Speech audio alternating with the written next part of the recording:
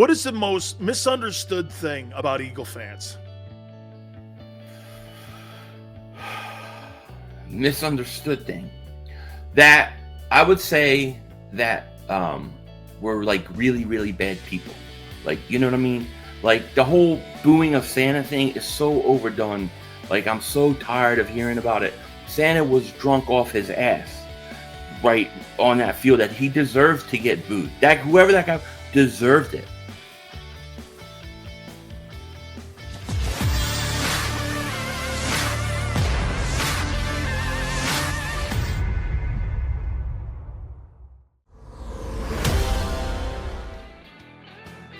Welcome back. National Football Show. My big show. Man, there's a lot going on.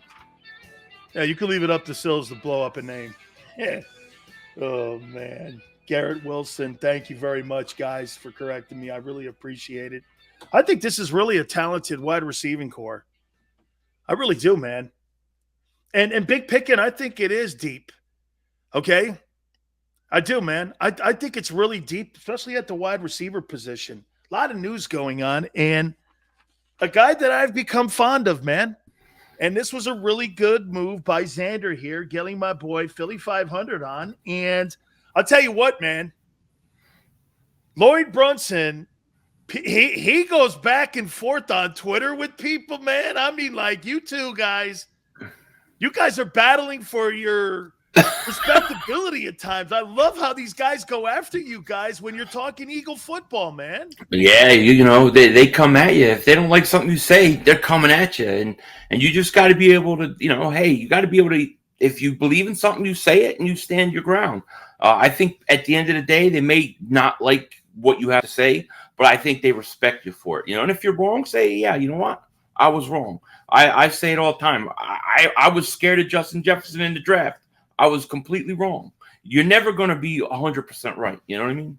Absolutely. You know, Gary Cobb said something on Monday, and you said this about a week ago. Philly, I think you're dead on with this, man. I asked you, I go, well, how do you think the offseason has been? And you go like this, well, probably the best sign, according to Howie, is Howie. Yeah, that was a big sign. And get this. Well, in his eyes, like you said, but this is what Gary said on Monday. Gary goes like this. Hey, man, you know, I'm paraphrasing it here a little bit. He goes, Howie looks at it like this. He's been given 3 years by the owner. The owner probably went to him and said, you don't have to build a Super Bowl team in the next 2 years, but we've got to be competitive for a Super Bowl. Right. And unlike the 17 team, Philly, this thing has got to be sustainable, unlike the team that won the Super Bowl, because the way you look at it, that team wasn't built for longevity. It was built for a 1 year moment, and they ended up going across the finish line. But do you agree with Gary that there's not a sense of urgency in the Eagle front office because the owner gave him that latitude? Yeah, but I do agree with Gary. I think JAKIB is right in a lot of aspects with this. But I'll take it one step further. There has been no accountability for 10 years with this guy. Like, if you go back and you listen, when they fired Doug, go listen to the Jeffrey Lurie press conference. He specifically says, I don't hold Howie Roseman responsible for any of these draft picks. After, 5-6 years, he just doesn't hold him responsible. To me, the way I look at it is like, why are you giving the same guy that ruined your franchise the ability to fix it? So I think that JAKIB is right in the sense that, yes, the Eagles and the ownership is letting Howie Roseman do his thing, and Howie may not be in a rush right away, he's the first year of a contract. But this has been going on for years. There's just not a sense of urgency, Philly. There's just really not a sense of urgency to build this team. You keep telling me that this 2022 season is going to be Jalen's, and I'm like, well, how? That's not confirmation that he's the future of this team. There's another story out there. I want to switch over to this. Okay. So now the Arizona Cardinal reporters are now reporting that they feel no way Kyler Murray is going to be a starting quarterback in Arizona come September. They think they're going to move him. Now he's commanding a $40 million contract. You know, and I say this to you. I mean, the Cardinals are talking like, like they're the Patriots or they're like the Steelers or something. Prior to him showing up, they sucked. I mean, it's not like he hasn't changed the culture there. Would you look at him if you're Philadelphia? I think the Eagles will. I mean, I think you have to look. You have to look at him at least, right? You have to at least look at him. So I think they'll do that. The question is how much is he going to cost in compensation? How much is he going to cost to sign? You said like 40 something million a year, right? Oh, you're going to be in a $212 million room where it's 45 million, and you're talking first round draft choices. Yeah, probably at least three. At least three. At least three. So would the Eagles do that? That's the great Philly, question. let me stop you here. You give the 3 up. You keep the 15th pick. You grab a wideout for him. You got Devontae Smith on the other side. You've got Dallas Goedert on the other side. And you end up sending Jalen to the Cardinals too, because he kind of fits that system as well. Right. And he'd be reunited there with Hurts a little bit too. They're looking for – does that make sense? I mean, if the Eagles legitimately think he's a franchise quarterback that can win Super Bowls, then yeah, it could. My personal opinion on Kyler Murray is I think he's tremendously talented. I don't know if he's a Super Bowl winning quarterback. I don't know. Is Jalen? No, not at this point. Definitely not. And I'd say Kyler Murray's ahead of Jalen Hurts. I would say that. Who would you want to take more of a gamble on, Justin Fields or Kyler Murray? Kyler Murray. Okay. So see, it's a great question. There is upside. There is upside to him. Now if you told me, like Deshaun Watson, I would say I would take him in a second over. But I mean, I definitely would have to consider Kyler Murray. Am I 100% sold on the kid? No. But I definitely think he would be an upgrade. Is he an upgrade over Jalen Hurts right now? I think he is. From a physical standpoint, I like Jalen Hurts' intangibles a little more, though. I look at Jalen Hurts as more mature, more of a leader, more of a guy who's going to do the other things. I wonder if Kyler Murray's a little immature sometimes. I watched him in that playoff game. He's looked really dejected. And then the all-season drama, I think Hurts is above him in that aspect. But as far as a passer and athletically, Kyler Murray's hands above him, sure. How about this, man? I get killed on the internet on Twitter when I said this. I go, well, Kyler Murray's going to sell tickets. Some guy goes like this: hey, buttbag, you could have you could have Elmo being the quarterback at Lincoln Financial, and they're going to sell the bitch out. So, dude, I could be the quarterback eating cannolis between snaps, and it will sell out. And I'll tell you what, man, I'll elbow a couple Cowboys. I will. I'll give them some dirty cheap shots too. Oh my God, I would love to see that. My God, I'll be there and I'll be your bodyguard, man. I will sit in the stands. If you want to throw a couple Cowboy guys onto the field, I'm there with you, man. Absolutely. They're at the link with Philly.500 and Big Sills. I'll tell you what, it'd be a big day in the Inquirer. It would be going off on Cowboy fans. Go down in history as one of the great days ever. Yeah. What's going to be a bigger day? The Cowboy game one in Philly or Wentz going into Wentz? It's got to be Wentz. At least the first game, it's got to be Wentz. Especially if they can make that the first game of the season. Put it on like Monday Night Football, man. That would be awesome because it's going to be interesting to see what Carson does when he comes and plays the Eagles. And I know a lot of Eagle fans think, oh, he's shot. He doesn't have anything left. I'm not so sure of that. I'm not so sure. I still think he can play. I do too, and I think they're going to win the East. Hey, Maniac. So you want a food challenge between me and Philly.500? Well, let me just say this to you. Okay? You know what Manju and Gotts means? You know what Manju and Gotts means? I'm going to throw some wide receivers off you, Philly. Ready? Okay. Yeah. These are my top 5 wideouts. Okay. Drake London, USC. What do you make of him? His name sounds like a Canadian rapper to me. Okay. From Toronto. The name's not shaking, even though he went to Southern Cal. Big guy, Definitely talented, physical. I worry about his speed at the next level. I feel like today's NFL, man, it's almost more important to have guys that are fast on the outside, so that would concern me. Garrett Wilson, Ohio State. Love him. Absolutely love him. He arguably is my favorite receiver in this draft. Between him and Jameson Williams. He is a guy, man.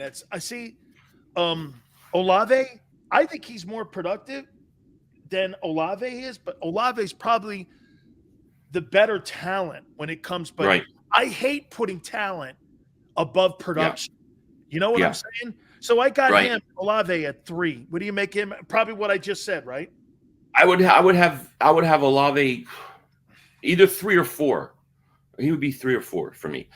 For me, would go probably Jameson Williams 1, Garrett Wilson 2, maybe Treylon Burks 3, Chris Olave. I'd be between those two guys at 3 and 4. You're going to be shocked when I say this to you. I got Pickens at 2 from Georgia. I love Pickens. I think he's very underrated, and I think he's very underrated. And that's why I think he'll be down there at 15 or 18. Yeah. I don't think he's going to be in the top end of the draft. I do think, though, talent-wise, he's right there. Yeah, I like Pickens a lot. I think I always saw him as like an early second-round pick. So he's a guy you could, like, if you were 18, you wanted to trade back and get him, you could get him. He would be a top 5 receiver for me. You think the Eagles do any kind of trading whatsoever in the draft when it comes to those Absolutely. first picks? Or you think they're done? I think they're going. I think they're going to be trading like crazy in the first round. You think they could trade up? Yeah, I think they're going up. I don't think they're staying. I don't think there's any way this team is staying at 15 and 18. I think they're trading up. Now, here's the question, because there's a giant hole at corner, right? You got a giant hole at corner.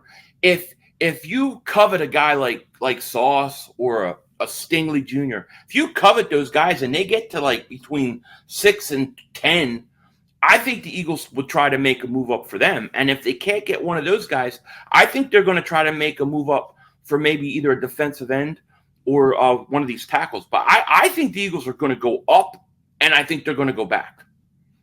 So you think they're going to – Xander thinks the same thing. He thinks they're going to take the 15th pick and move up and move down with the 18th pick. Yeah, and I think they pick up a second number 2, and then they take one of the receivers in the second round. I think they're going to go defensive tackle, corner. Then they're going to go wide receiver second round, and then I think their second round pick, they're going for a Jabo. Injured in the workouts, but you get him in the second round. That would, and plus he was projected around 15. Yeah. Prior to that injury.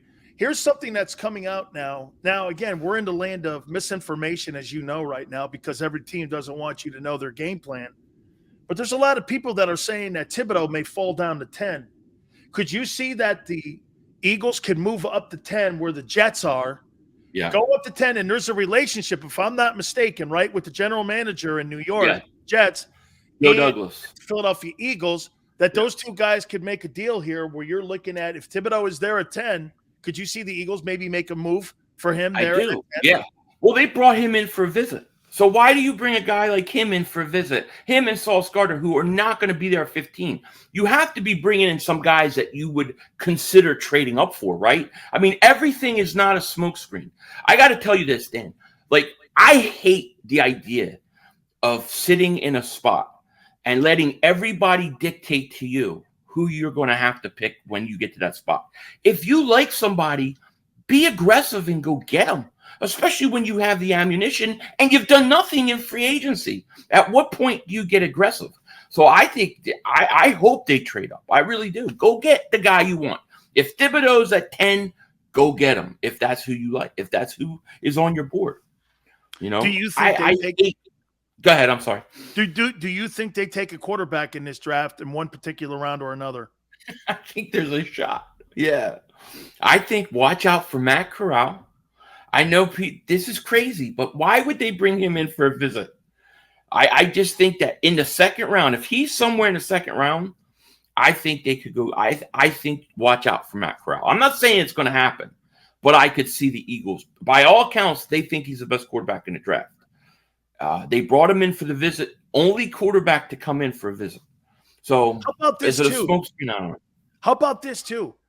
People are saying that Carolina's going to take him at 6. Here's a guy that's doesn't it show you the position?